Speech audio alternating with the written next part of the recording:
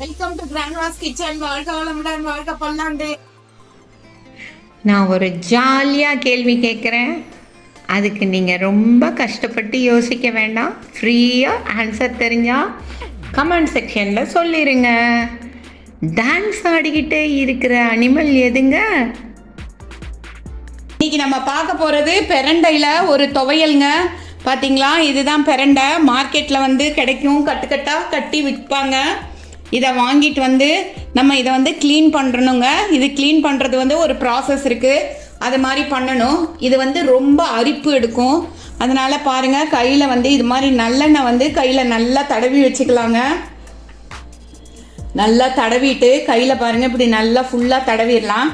நல்லெண்ணெய் வந்து தடவாமல் செஞ்சிங்கன்னா பயங்கரமாக அரிப்பு எடுக்கும். இப்போ வந்து இந்த பிரண்டையை இப்படி எடுத்துடலாங்க. இப்போ எடுத்துட்டு இந்த பிரண்டையில் வந்து நம்ம வந்து புளிக்குழம்பு பண்ணலாம், அதே மாதிரி வந்து துவையல் பண்ணலாங்க. எல்லாமே ரொம்ப டேஸ்ட்டாக இருக்கும். இது மாதிரி நல்லா ஃபிங்கரில் மாத்திரம் பிடிச்சி செய்யுங்க, ஈஸியாக எடுத்துடலாம். இது மாதிரி வந்து இந்த நாரை வந்து 4 பக்கம் இருக்கிற நாரையும் எடுத்துட்டு அதுக்கப்புறம் சின்ன சின்ன பீஸாக கட் பண்ணி அடுத்த ப்ராசஸ்க்கு போகணுங்க. பாருங்கள், பிரண்டை வந்து ரொம்ப எலசாக இருந்ததுன்னா நல்லாயிருக்கும், கொஞ்சம் முத்தலாக இருந்தால் சுமாராக இருக்குங்க. பாருங்கள், இது மாதிரி வந்து பிரண்டை வந்து தோல் வந்து நம்ம எடுத்துடலாம். 4 பக்கமும் தோல் எடுத்து இப்படி வச்சுக்கலாங்க. இது மாதிரி வந்து நம்ம எல்லா பிரண்டையும் க்ளீன் பண்ணிடலாம். இதில் வந்து துவையல் அரைச்சா ரொம்ப நல்லாயிருக்கும். அதே மாதிரி வந்து நம்ம இது புளிக்குழம்பும் பண்ணலாங்க. இது வந்து உடம்புக்கு ரொம்ப சத்து, கொஞ்சம் ஹீட்டான விஷயம். அதனால் அதுக்கு தகுந்த மாதிரி நம்ம வந்து நம்ம ஃபுட்டு வந்து நல்லா கரெக்ட் பண்ணிக்கலாம். அது ஒன்றும் பெரிய விஷயம் கிடையாது. நரம்பு சம்மந்தமான விஷயங்களுக்கெல்லாம் இந்த பிரண்டை வந்து ரொம்ப நல்லதுங்க. கொஞ்சம் நரம்பு வீக்னஸ் இருக்கிறவங்கெல்லாம் இந்த பிரண்டையை வீக்லி ஒன்ஸு அது மாதிரி சமையலில் சேர்த்துக்கலாம். இதில் ஊறுகாய் கூட பண்ணலாங்க. நான் ஒன்று ஒன்றா காமிக்கிறேன். நான் வந்து நம்மளோட வீடியோ வந்து நீங்கள் தொடர்ந்து ஸ்கிப் பண்ணாமல் அப்படியே பார்த்துட்டே வாங்க கடைசி வரைக்கும். நம்ம குட்டி குட்டி டிப்ஸ் எல்லாம் நிறைய சொல்லிகிட்ருப்பேன். அதெல்லாம் உங்களுக்கு வந்து ரொம்ப யூஸ்ஃபுல்லாக இருக்கும். அதெல்லாம் நீங்கள் கிச்சன் டே டு டே கிச்சனில் வந்து யூஸ் பண்ணுறதுக்கு நிறைய யூஸ்ஃபுல்லாக இருக்குங்க. அதுவும் இல்லாமல் வெஜிடபிள்ஸில் என்னென்ன சத்து இருக்குது அப்படின்னு சொல்லிட்டு நான் எல்லா வீடியோஸ்லேயும் சொல்லியிருக்கேன். நம்ம சாப்பிட்றதுல இவ்வளோ சத்தோடு சாப்பிட்றோம் சொல்லிட்டு அந்த மென்டாலிட்டியோடு சாப்பிட்டாவே ரொம்ப ரொம்ப ரொம்ப ரொம்ப நல்லதுங்க. அதே மாதிரி வந்து இந்த பிரண்டையை நம்ம இப்போ வந்து இது மாதிரி ஃபுல்லாக க்ளீன் பண்ணிடலாங்க.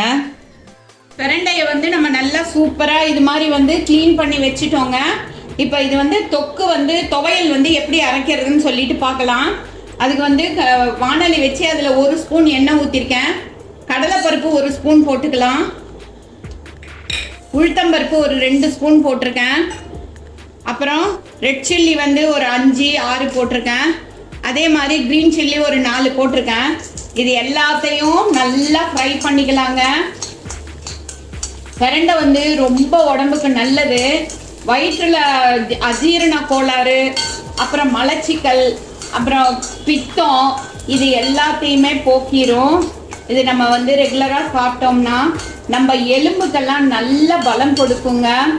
நரம்பு சம்பந்தமாக எந்த ப்ராப்ளம் இருந்தாலும் இந்த பிரண்டையை வந்து ரெகுலராக வீக்லி ஒன்ஸ் எடுத்துக்கிட்டோம்னா நம்ம வந்து ரொம்ப நல்லது நம்ம உடம்புக்கு.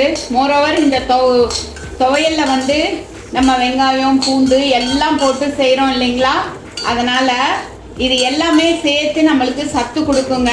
பிரண்டையில் துவையல் மாத்திரம் செய்ய முடியும்னு இல்லை.